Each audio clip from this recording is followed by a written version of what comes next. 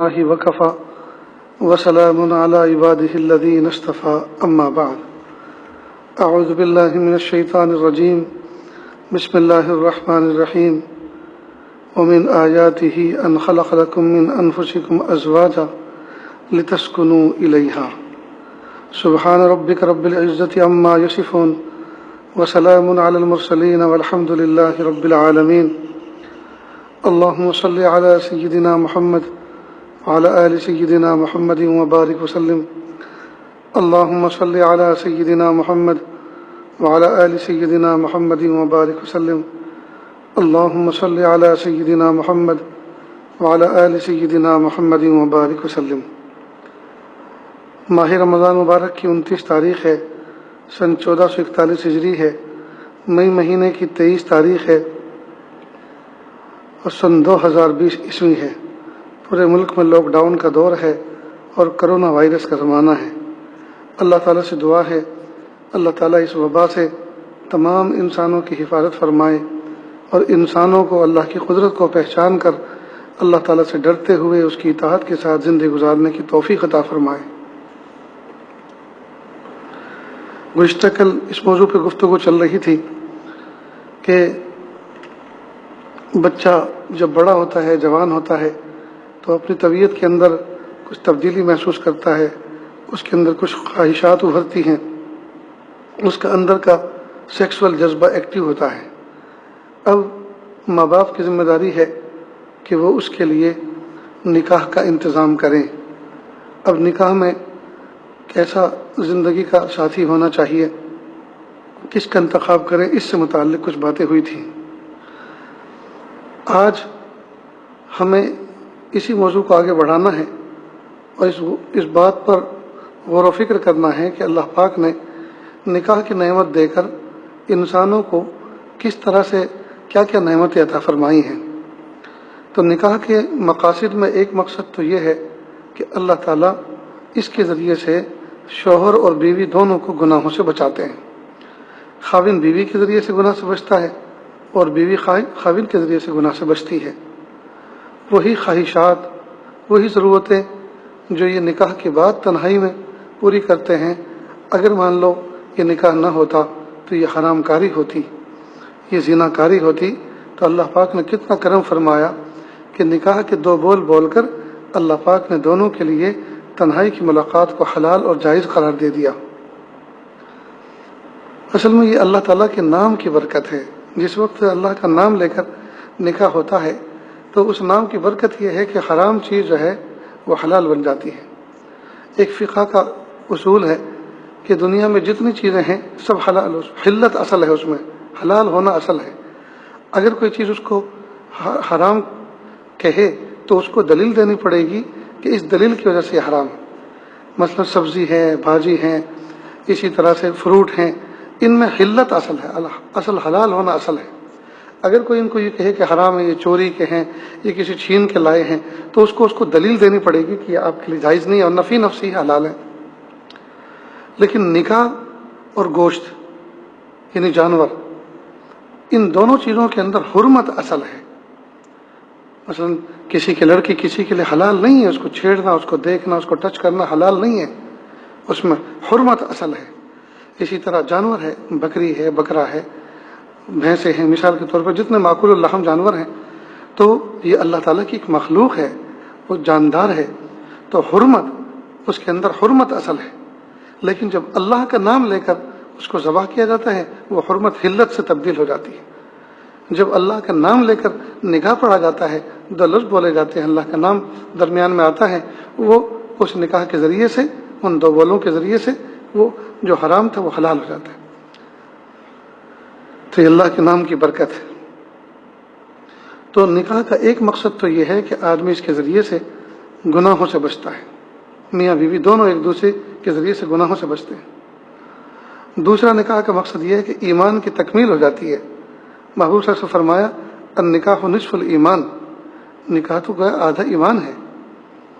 تو آدمی نکاح سے پہلے چاہے جتنی تسبیحات پڑھے، چاہے جتنے ذکر و اذکار کرے، چاہے جتنے اعمال کرے، لیکن نکاح نہیں ہے، بہرحال وہ اپنے آدھے ایمان پر ہے۔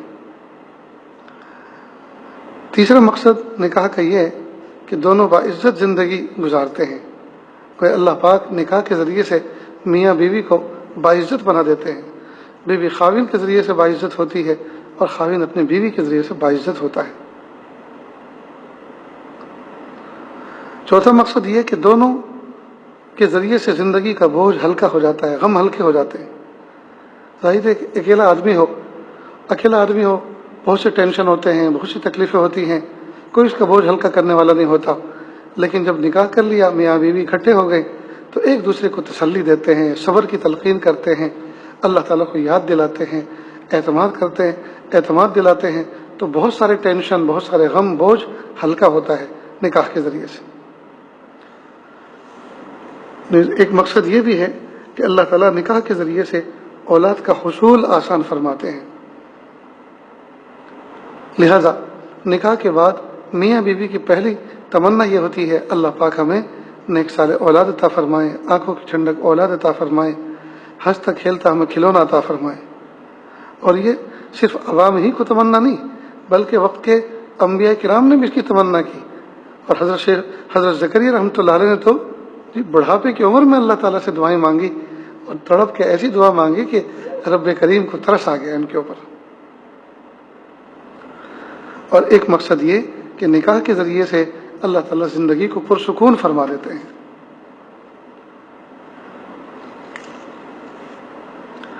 اب جب زندگی نکاح کے ذریعے سے اتنے سارے مقاصد حاصل ہوتے ہیں تو ظاہری بات ہے اگر میاں بیوی اگر کسی وجہ سے ایک دوسرے سے کچھ وقت کے لیے تھوڑا ناراض بھی ہو جائیں تو دونوں کو چاہیے کہ وہ حکمتوں کے ساتھ اس میں بجائے تیسرے آدمی کو انٹرفیئر کرانے کے خود ہی آپس میں اس کو سمجھ لیں. ویسے قرآن پاک میں خود اللہ رب العزت نے فرمایا کہ عورتیں میاں بیوی کے لیے عورت اور مرد دونوں کا تعلق ایسا ہے جیسے لباس کا تعلق. عورت مرد دونوں کے دونوں ایسے ہیں جیسے ایک دوسرے کے لیے لباس. گویا اللہ تعالیٰ نے عورت مرد کو ایک دوسرے کے لیے لباس بنایا. تو لباس اس کو کہتے ہیں جو جسم کے قریب ہوتا ہے، جو جسم کے سب سے زیادہ قریب ہوتا ہے. لہذا لباس اور جسم کے درمیان کوئی اور چیز نہیں ہوتی ہے، اور کوئی چیز آتی ہے تو آدمی اس کو نکال کر پھینکنے کا مکلف ہے. مثلا کپڑے اور جسم کے بیچ میں کوئی کیڑا آ جائے تو آدمی اس کو دور کرتا ہے، کوئی مٹی کنکر آ جائے، کوئی تنک آ جائے تو آدمی اس کو دفع دور کرتا ہے. تو میاں بیوی کو بھی چاہیے کہ وہ لباس بن کر ایک دوسرے کے لیے رہیں، یعنی اس کے اپنے تعلقات کے بیچ میں کسی تیسری چیز کو انٹرفیئر نہ کرنے دیں. اللہ کی شان، آج کل گھروں کے اندر چھوٹی چھوٹی باتوں پر جو ہے میاں بیوی روٹھ کے ایک دوسرے سے منہ پھرا کر سونے لگتے ہیں. اب ان کو کوئی منانے والا نہیں، کوئی بتانے والا نہیں. تو ان دونوں کو چاہیے کہ وہ ذمہ دارانہ زندگی گزاریں. شوہر کے اندر حوصلے ہونے چاہیے کہ وہ اس کو منا لے، بیوی کے اندر یہ حوصلے ہونے چاہیے کہ وہ ان کی خوشامد کر لے، اور بڑے اچھے انداز سے، چڑچڑے انداز سے نہیں، اس میں اخلاص بھی ہو، محبت بھی ہو، اپنائیت بھی ہو، اور اس انداز سے کہیں کہ پلیز آپ مجھے اللہ کے لیے معاف کر دیجیے، میری ذات سے آپ کو تکلیف پہنچی ہے. اب بیوی اگر لجاجت والے عاجزانہ انداز سے اگر اس طرح سے کہے گی تو بہرحال مرد ہے، اس کا دل بھی نرم ہو جائے گا. اور اگر بیوی ناراض ہو گئی ہے تو مرد کو مردانہ حوصلے استعمال کرنے چاہیے کہ بیچاری صبح سے شام تک میرے لیے کھانا پکاتی ہے، میرے کپڑے دھوتی ہے، گھر کو سنوارتی ہے، گھر کو جھاڑو پوچھا دیتی ہے، اتنے سارے کام کرتی ہے.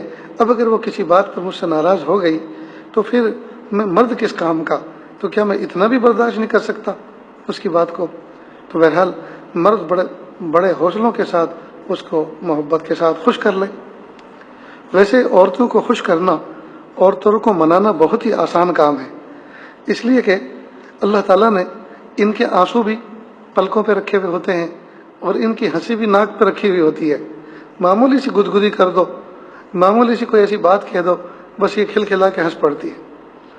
اس لیے عاجز ازراہ ظرافت یہ کہا کرتا ہے کہ اگر کوئی بیوی غصہ ہو رہی ہو، مثال کے طور پہ کھانا نکال رہی ہے، کھانا پکا رہی ہے، غصہ ہو رہی ہے، تو شوہر کو چاہیے کہ وہ اس کے چہرے کو غور سے دیکھا کرے. اب وہ فوراً آگے سے پوچھے کہ کیا دیکھتے ہو میرے چہرے کو؟ تو شوہر فوراً کہہ دے کہ دیکھ میں یہ دیکھ رہا ہوں کہ جب تم غصے میں اتنی خوبصورت لگ رہی ہو تو اگر مسکرا دو تو کتنی اچھی لگو گے. بس اتنا کہنا ہوگا کہ وہ تو فوراً جو ہے کھلکھلا کے سامنے نہ ہنس پائیں تو ظاہر منہ پھرا کر جو ہے وہ ہنسنے لگیں گی. تو جدھر کو منہ ہے آپ بھی ادھر کو تشریف لے جائیے اور منہ دیکھ لیجئے تاکہ دو بدو جب زیارت ہو جائے ہنستے ہوئے چہرے کی تو سارے غمی ہلکے ہو جائیں. تو اس طرح سے بھی تو گھر میں خوشیاں بٹوری جا سکتی ہیں. بہرحال ہمیں تو خبر پہنچتی رہتی ہے کہ رمضان مبارک کے مبارک مہینے میں عین افطار کے موقع پر میاں بیوی لڑ پڑتے ہیں اور معمولی بات پر کہ میں نے تمہیں کہا تھا کہ سموسے جو ہے تم نے کیوں نہیں تلے, میں نے تمہیں کہا تھا کہ آج بھجیے بنانا, بھجیے تم نے کیوں نہیں بنائی. وہ کہتی ہے کہ آج عید کی تیاری ہے تو میں نے پورے گھر کو جھاڑو پہنچا دیا ہے, میں نے پورے گھر کو صاف کیا ہے, بیڈ شیٹ تبدیل کی ہیں, تو اس لیے بہت تھکن ہو گئی تھی تو آج صرف شربت پہ اکتفا کیا ہے اور دوسرے فروٹ ہیں, تو اگر آج شربت جو ہے آج ہم نے بھجیے نہیں بنائی, پکوڑی نہیں بنائی یا اسی طرح سے آج سموسے نہیں تلے تو اس میں کیا حرج ہو, روزانہ تو اللہ پاک نے کھلائے ہیں کہ بس مجھے افطار نہیں کرنا, اب وہ ایک طرف کو چلا جائے تو یہ تو اچھی بات نہیں ہے.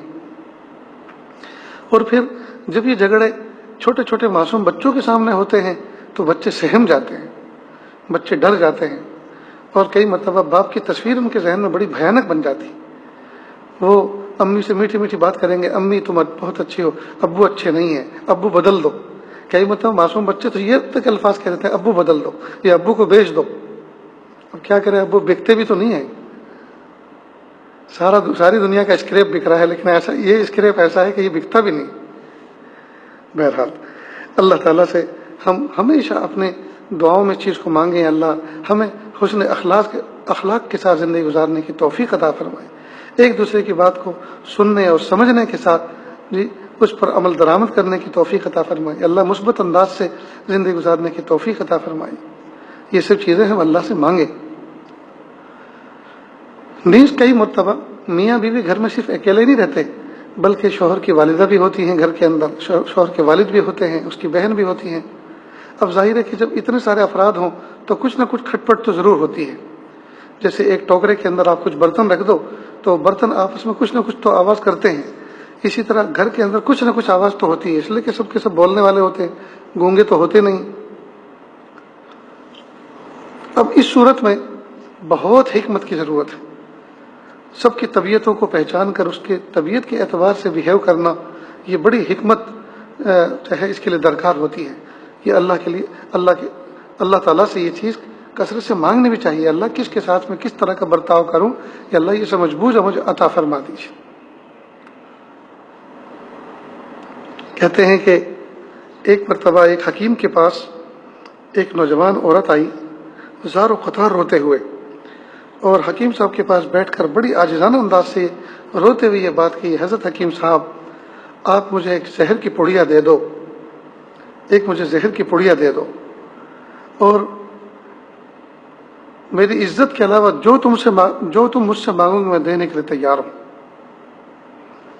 حکیم نے کہا بیٹی رونا دھونا تو بند کرو اور مجھے پرسکون ہو کر بتائیے کہ آخر زہر کی ضرورت تمہیں کیوں پیش آئی.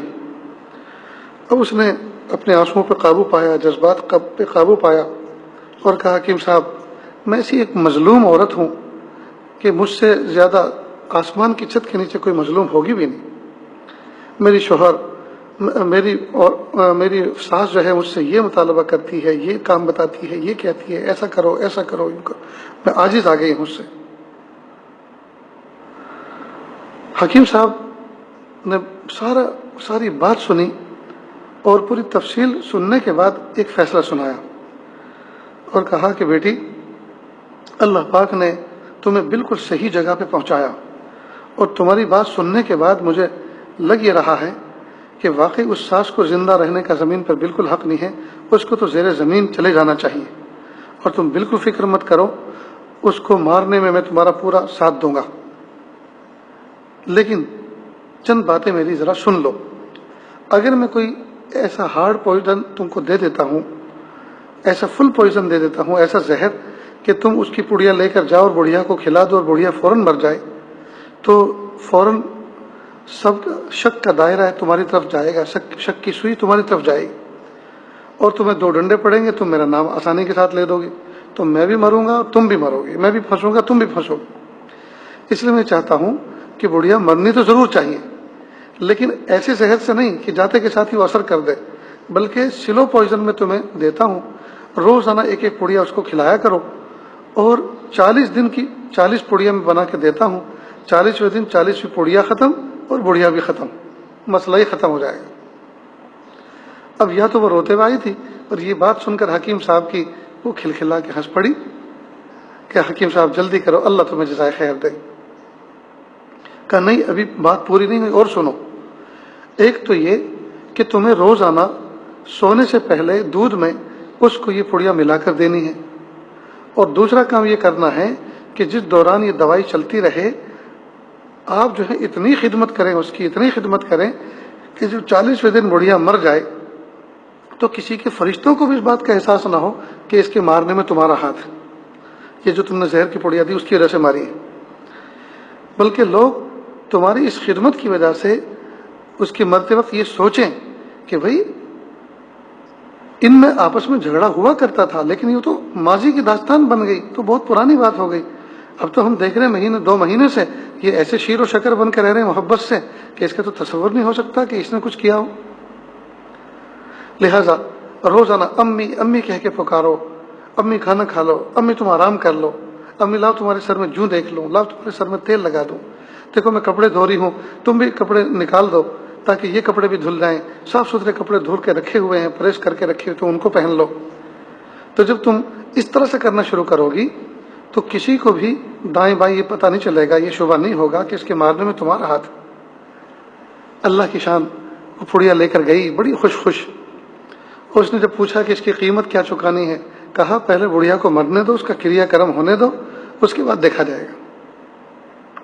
اب یہ گئی، اب روزانہ اس نے دودھ میں ملا کر سونے سے پہلے یہ پڑیا دینی شروع کر دی، اور روزانہ امی آرام کر لو، امی تم تھکی ہوئی ہو، امی لاؤ تمہارے پیر دبا دوں، لاؤ تمہارے سر پہ تیل رکھ دوں، لاؤ امی دیکھو تمہارے سر میں جوں تو نہیں ہے، امی میں نے تمہارے کپڑے دھو دیے ہیں، پریس کر کے رکھے ہیں، تم نہا لو، پانی بھرا ہوا ہے، غسل خانے میں بالٹی رکھی ہوئی ہے، تولیہ لٹکا ہوا ہے، اور یہ کپڑے مجھے دے دو تاکہ یہ میں واشنگ میں ڈال دوں۔ اب جب اس نے ماں ماں کہنا شروع کیا، اللہ کی شان، خیر وہ بھی تو ایک تڑپتے ہوئے دھڑکتا ہوا دل رکھنے والی تھی اپنے سینے میں، اس نے اس کو بیٹی بیٹی کہہ کے پکارنا شروع کیا۔ اب جب وہ کہتی امی تک کہ نہیں بیٹی، کل بھی تم نے بہت کام کیا، آج بھی اب تم آرام کرو، اب اس طرح کا بھی ہونے لگا، یہاں تک کہ 15-20 دن کی وہ پڑیا کھلائی تھی، اب اس کے بعد پڑیا زہر کی کھلانی اس نے بند کر دی جو حکیم نے دی تھی، اور 2-3 دن کے بعد وہ حکیم صاحب کے پاس پھر روتے ہوئے گئی۔ حکیم صاحب نے کہا کیا ہوا، پڑیا مر گئی، کیا بات ہے؟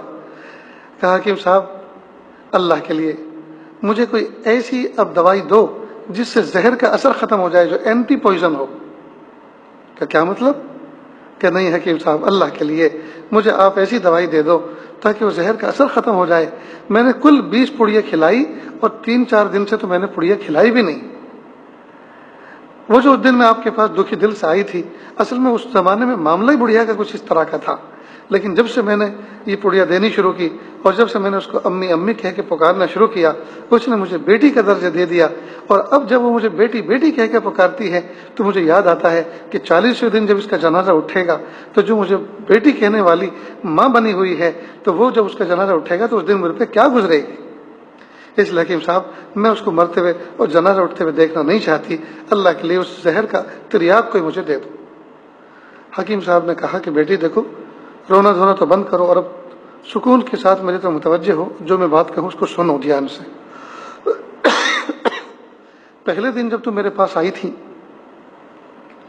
اور تم نے پوری داستان سنائی تھی تو میں اس سے یہ سمجھا تھا کہ اصل میں مس میچ کا جھگڑا ہو رہا ہے، وہ تمہاری بات نہیں سمجھ رہی اور تم اس کی نہیں سمجھ رہی، وہ تمہیں جس مقام پر اتارنا چاہ رہی ہے، جس طرح سے تم سے کام لینا چاہ رہی ہے تم ویسا نہیں کر پا رہی، اور تم یہ چاہ رہی ہو کہ میرے ساتھ اس طرح کا برتاؤ کرے، وہ ایسا نہیں کر پا رہی، تو تم اس کی وجہ سے پریشان، وہ تمہاری وجہ سے پریشان۔ پریشان صرف تم ہی نہیں تھی، پریشان وہ بھی تھی اپنے گھر میں۔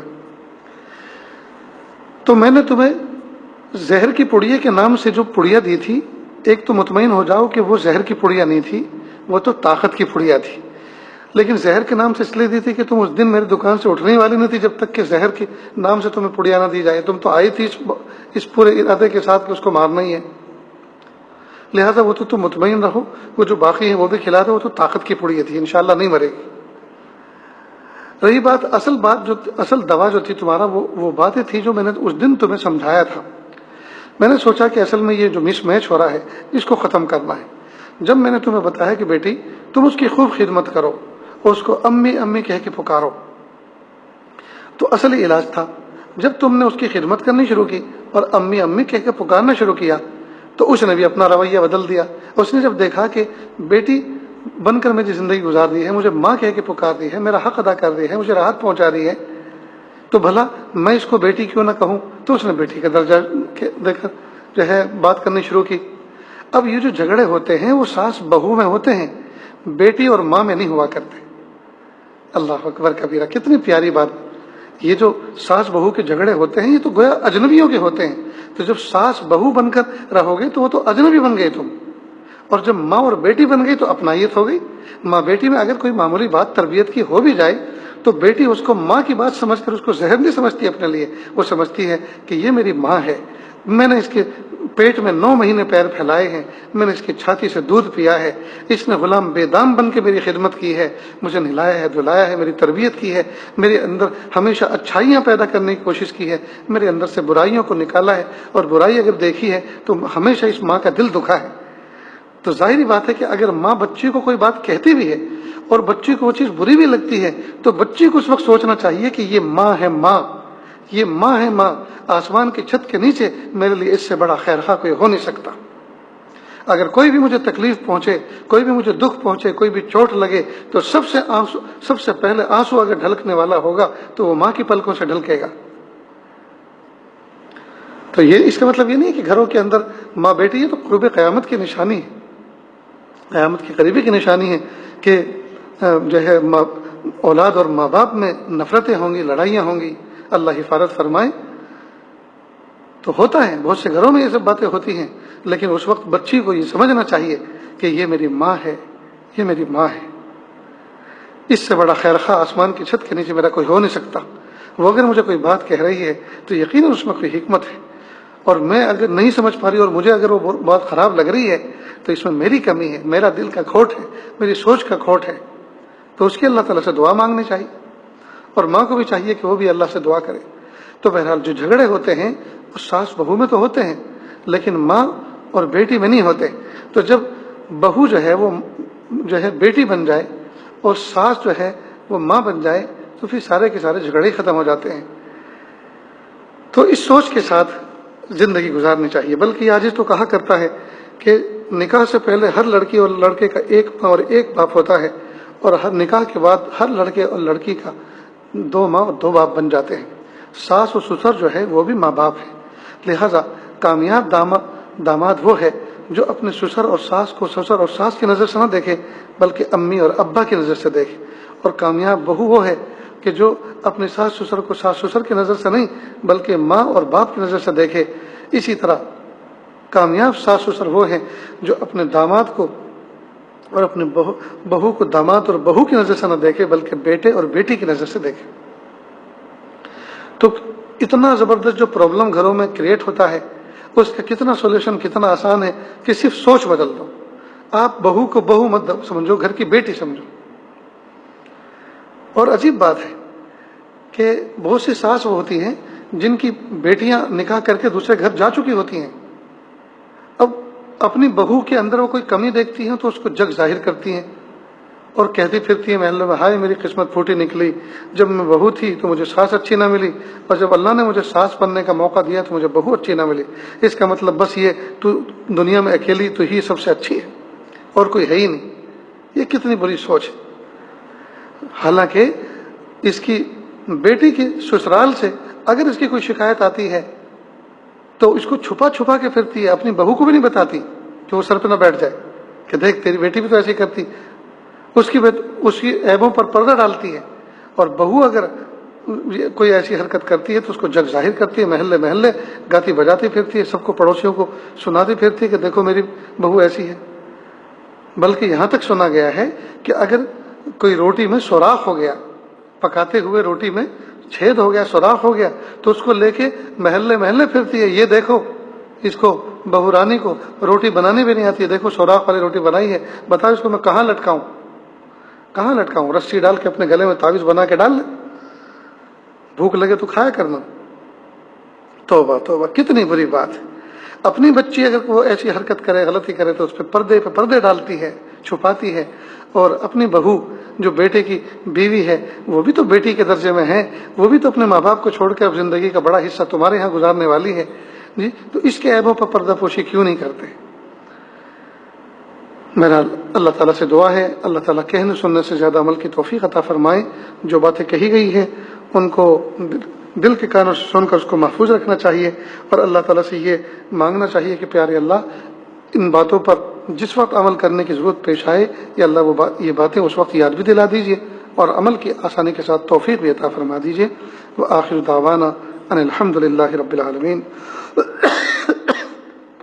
جہاں جہاں تک یہ آواز جا رہی ہے ایک اعلان اچھی طرح سے سن لیں کہ یہ جو ہمارے علماء اکابر اور امت کے فکر مند اور درد مند لوگ یہ کہہ رہے ہیں بہت دنوں سے کہ اس سال عید بہت سادگی سے منانی ہے، اس کا منشا یہ ہرگز نہیں ہے کہ اگر اللہ پاک نے نئے کپڑے میسر فرمائے ہیں تو ان کو نہ پہنیں، اور دھلے ہوئے کپڑے نہ پہنیں، اور غسل نہ کریں، بلکہ میلے کچیلے رہیں اور پھٹے ہوئے کپڑوں میں رہیں۔